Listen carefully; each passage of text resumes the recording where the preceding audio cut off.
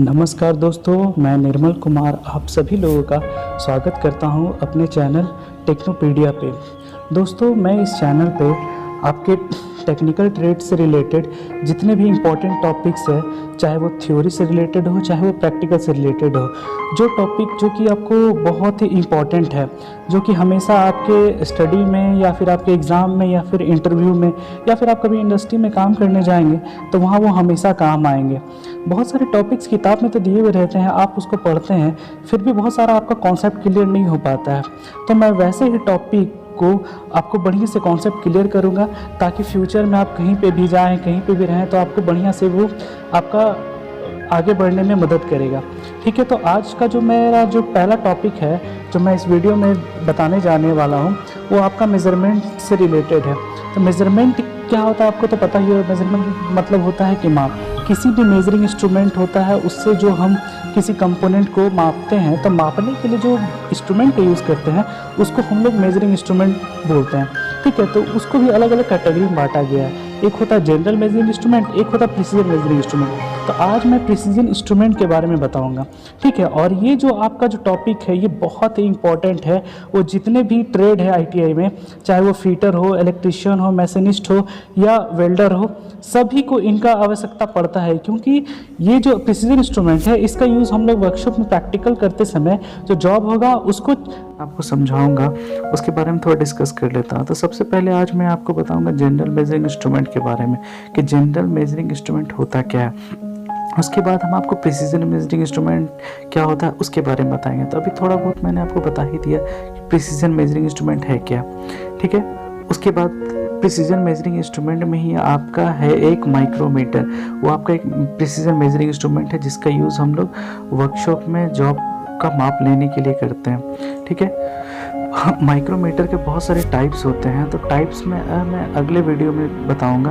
अभी मैं आपका सिर्फ एक माइक्रोमीटर, आउटसाइड माइक्रोमीटर है, उसके बारे में डिस्कस करूंगा और उसका लीस्ट काउंट कैसे हम लोग निकालते हैं उसके बारे में बताएंगे। ठीक है, चलिए अब आगे बढ़ते हैं। तो पहला पॉइंट मैंने बताया था कि जनरल मेजरिंग इंस्ट्रूमेंट। तो जनरल मेजरिंग इंस्ट्रूमेंट क्या होता है कि वैसा मेजरिंग इंस्ट्रूमेंट जिसका यूज़ हम लोग घर में, वर्कशॉप में या कहीं पे भी किसी भी जॉब को या किसी भी कंपोनेंट को मापने के लिए यूज़ करते हैं। लेकिन इन जो भी इमेजेस में आपको दिख रहा है ये सारा आपका मेजरिंग इंस्ट्रूमेंट है। इसके द्वारा जो हम लोग माप लेंगे वो परफेक्ट या एक्यूरेसी में नहीं ले सकते हैं।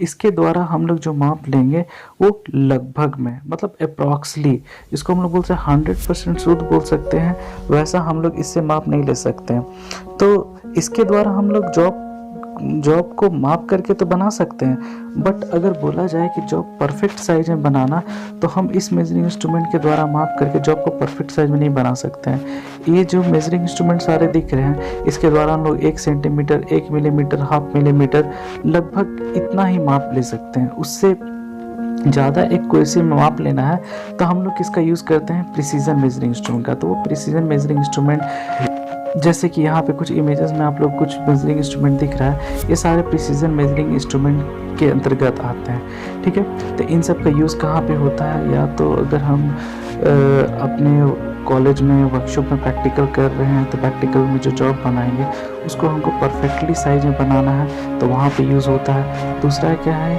इंडस्ट्री में। इंडस्ट्री में क्या है कि वहाँ ऑटोमोबाइल का, मैकेनिकल का बहुत सारा रिलेटेड, बहुत सारा कंपोनेंट जो है जो मशीन पे बन के तैयार होता है, तो उसको एक्यूरेसी में मापने के लिए हम लोग प्रिसीजन मेजरिंग इंस्ट्रूमेंट का यूज़ करता है। वो जॉब का प्रोफाइल के अनुसार अलग अलग टाइप का प्रिसीजन मेजरिंग इंस्ट्रूमेंट होता है।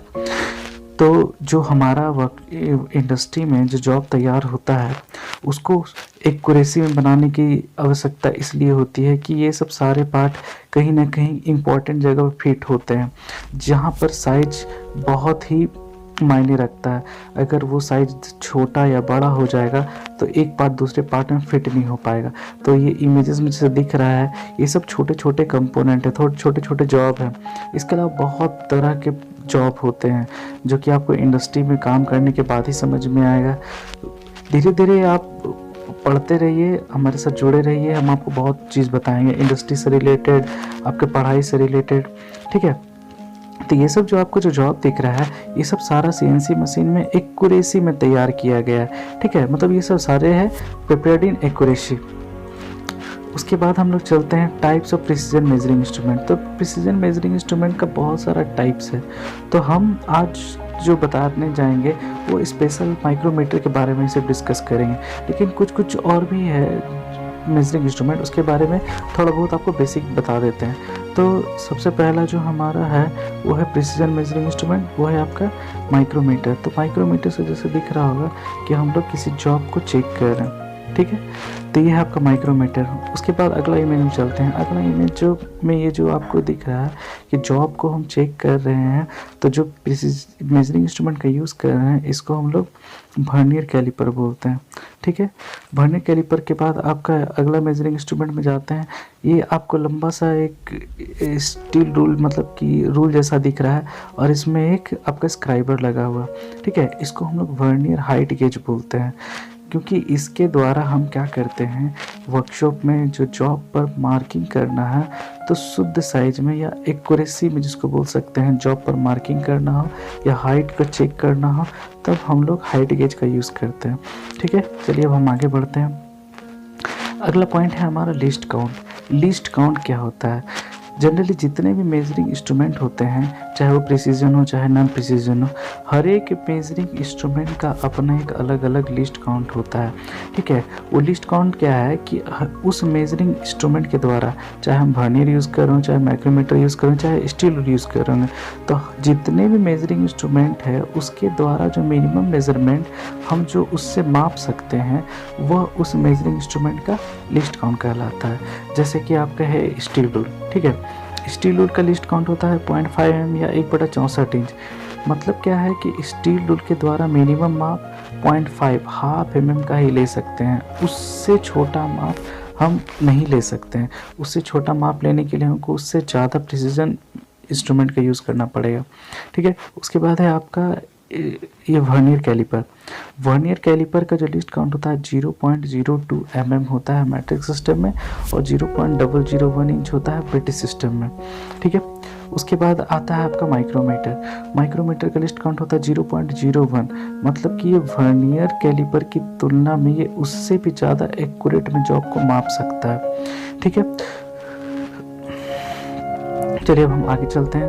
अगला पॉइंट है हमारा माइक्रोमीटर, जो आज हम बेसिकली माइक्रोमीटर के बारे में आपको सारा चीज़ बताएंगे। तो ये आपको इमेज में जो दिख रहा है, ये इमेज है आपका माइक्रोमीटर का। तो माइक्रोमीटर आपका एक प्रिसीजन मेजरिंग इंस्ट्रूमेंट है जिसका आविष्कार जिम पार्मर में 1848 में किया था। ठीक है, और इसका लिस्ट काउंट मैट्रिक सिस्टम में 0.01 और ब्रिटिश सिस्टम में 0.001 इंच होता है। मतलब क्या है कि इस मेजरिंग इंस्ट्रूमेंट के द्वारा मिनिमम जो माप लिया जाएगा 0.01 ही ले सकते हैं। उसके बाद आता है मटेरियल, मतलब ये माइक्रोमीटर है, ये पूरा बॉडी किस धातु से बना होता है। जनरली जो है इसकी पूरी बॉडी क्रोमियम स्टील से बनी होती है, केवल इसका ये जो फ्रेम वाला हिस्सा है, फ्रेम वाला हिस्सा को छोड़कर फ्रेम वाला हिस्सा आपका कास्ट स्टील का बना होता है। उसके बाद है ये कार्य सिद्धांत, मतलब ये किस सिद्धांत पे कार्य करता है। इस पर आपका चूड़ी कटा हुआ रहता है, जो आपको दिखेगा नहीं, वो अंदर की ओर रहता है। चूड़ी मतलब थ्रेड। तो हमारा जो माइक्रोमीटर है नट और बोल्ट के सिद्धांत पे कार्य करता है। ये आपका थिम्बल वाला हिस्सा है, इसको जो हम लोग रोटेट करेंगे राइट साइड या लेफ्ट साइड, किसी भी साइड रोटेट करेंगे तो आपका ये थिम्बल घूमेगा, और अंदर में चूड़ी होने की वजह से ये आगे और पीछे स्लाइड करता है, तभी एनिमल मेरा एडजस्ट करेगा आपस में। जॉब को हम लोग ये दोनों पार्ट्स के बीच में रख करके मापते हैं। ठीक है, उसके बाद है रेंज के बारे में। माइक्रोमीटर का क्या होता है, एक रेंज में उपलब्ध होता है। मतलब ऐसा नहीं है कि हम एक माइक्रोमीटर का यूज़ करेंगे और उसी माइक्रोमीटर से हम जितना चाहें उतना माप ले लें, ये पॉसिबल नहीं है। अलग अलग साइज लेने के लिए अलग अलग रेंज का माइक्रोमीटर का यूज़ करना पड़ता है। तो जनरली माइक्रोमीटर जो होता है 25 mm के रेंज में आता है। मतलब क्या है कि अगर 0 से 25 mm तक का माप लेना है तो 0.25 का माइक्रोमीटर यूज़ करेंगे। अगर हमको 25 से बड़ा माप लेना है, मतलब जो माप 25 से 50 के बीच में है, तो उसके लिए हम 25 से 50 वाला माइक्रोमीटर यूज़ करेंगे। हमको उससे बड़ा लेना है, मतलब क्या है कि ये माइक्रोमीटर 25 के रेंज में आएगा। मतलब 0 से 25, 25 से 50, 50 से 75, 75 से 100 और वैसे ही 25 के क्रम में वो बढ़ते जाएगा। ठीक है, इसमें आप लोग ध्यान देने वाली बात देखिएगा कि ये जो आपका हिस्सा है थिम्बल, इस थिम्बल में टोटल खानों की संख्या, मतलब इसमें टोटल जो ग्रेजुएशन होते हैं वो टोटल नंबर होते हैं 50। ठीक है, इसका काम कैसे होगा वो आपको हम आगे बताएंगे। और इसके अंदर पहले ही बताया कि नट बोल्ट के सिद्धांत पे कार्य करता है। तो नट बोल्ट में क्या होता है, चूड़ियाँ कटी होती है, थ्रेड कटा होता है। तो इस पर जो थ्रेड होता है, थ्रेड 0.5 mm मतलब हाफ mm का, मतलब एक दांत से दूसरे दांत का बीच का दूरी हाफ mm होगा। जैसे मतलब कि थिम्बल को अगर हम 0 से स्टार्ट किए यहाँ घुमाना और एक चक्कर घुमाएंगे तो मेरा ये स्पिंडल वाला हिस्सा 0.5 mm आगे जाएगा, या उल्टा घुमाते हैं तो 0.5 mm पीछे जाएगा। ठीक है, ये आपका फिक्स होता है, ये कभी भी बदलता नहीं है। ठीक है, चलिए अब हम आगे चलते हैं। आगे अब हम आपको बताएंगे माइक्रोमीटर के पार्ट्स के बारे में। तो आपको इमेज में देखिए सारा पार्ट्स वैसे इंडिकेट किया गया है, फिर भी मैं एक एक करके सारे पार्ट्स के बारे में बताता हूँ। सबसे पहला पार्ट है आपका एनविल, ये एनविल ये वाला हिस्सा है। दूसरा पार्ट आपका आता है स्पिंडल, स्पिंडल ये वाला हिस्सा है। स्पिंडल को क्या है कि जब थिम्बल को हम रोटेट करते हैं तो ये स्पिंडल वाला हिस्सा आगे और पीछे स्लाइड करता है। और जो भी जॉब का हमको माप लेना है तो एनविल और स्पिंडल के बीच में जॉब को रख करके उसका हम लोग माप निकालते हैं। ठीक है, अगला पॉइंट है आपका ये फ्रेम कौन सा है, ये सी आकार का जो बना हुआ है इसको हम लोग फ्रेम बोलते हैं। ठीक है, फ्रेम क्या आता है, माइक्रोमीटर का आपका बेस है, इसी पर सारा जो भाग है वो फिक्स किया हुआ रहता है। अगला पार्ट है लॉक नट का यूज़ हम लोग करते हैं जॉब का। अगर किसी मशीन पर माप लेने के बाद हम उसका माप को चेक करने से पहले वो माप को उसी साइज में सेट करके लॉक नट से हम उसको लॉक कर देते हैं ताकि मेरा मेजरमेंट गड़बड़ाए ना। ठीक है, उसके बाद आपका है स्लीव ये वाला हिस्सा है जिसको हम लोग बोलते हैं मेन स्केल। स्लीव वाला जो हिस्सा है ये वाला हिस्सा स्लीव कहलाता है। इस पर हमारा मेन स्केल डिवीज़न होता है और सब स्केल डिवीज़न होता है और इसमें एक डायटम लाइन होता है। ठीक है, उसके बाद है अगला पार्ट थिम्बल ये वाला हिस्सा है थिम्बल का में टोटल जितने भी ग्रेजुएशन होते हैं, मतलब खानों की संख्या होती है वो टोटल होती है 50। ठीक है, और लास्ट हिस्सा है ये है आपका रैचेट का यूज़ हम लोग करते हैं प्रेशर कंट्रोल करने के लिए। मतलब जॉब का अगर हम माप ले रहे हैं तो उसका माप शुद्धता में आए उसके लिए हम लोग रैचेट का यूज़ करते हैं, क्योंकि थिम्बल का यूज़ करके अगर हम जॉब का माप लेंगे तो हर एक इंसान का प्रेशर अप्लाई करने का तरीका अलग अलग होता है। तो प्रेशर अगर जॉब पर ज़्यादा अप्लाई कर देंगे तो ये जो स्पिंडल वाला हिस्सा है जॉब पर दबाव देगा और उसका माप हमको गलत बताएगा। तो सही माप लेने के लिए माइक्रोमीटर का रैचेट वाला भाग है उसका हम लोग प्रयोग करते हैं।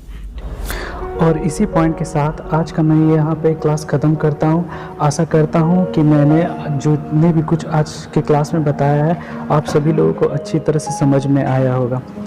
तो दोस्तों, अगर आप लोगों को ये वीडियो मेरा अच्छा लगा और समझ में आया तो प्लीज़ मेरे इस वीडियो को लाइक और शेयर ज़रूर करें। और इस वीडियो से रिलेटेड कोई भी बात है जो आपको समझ में नहीं आई या फिर और भी कोई सवाल आप मुझसे पूछना चाहते हैं तो कमेंट सेक्शन में कमेंट ज़रूर करें। और हाँ, मेरे चैनल को सब्सक्राइब करना। अगले सेशन में जो माइक्रोमीटर का ही जो पार्ट्स बच गए हैं, चाहे वो टाइप्स ऑफ माइक्रोमीटर है या माइक्रोमीटर का यूजेस है या माइक्रोमीटर से हम लोग माप कैसे लेते हैं, वो सारे डिटेल्स मैं अगले क्लास में बताऊँगा।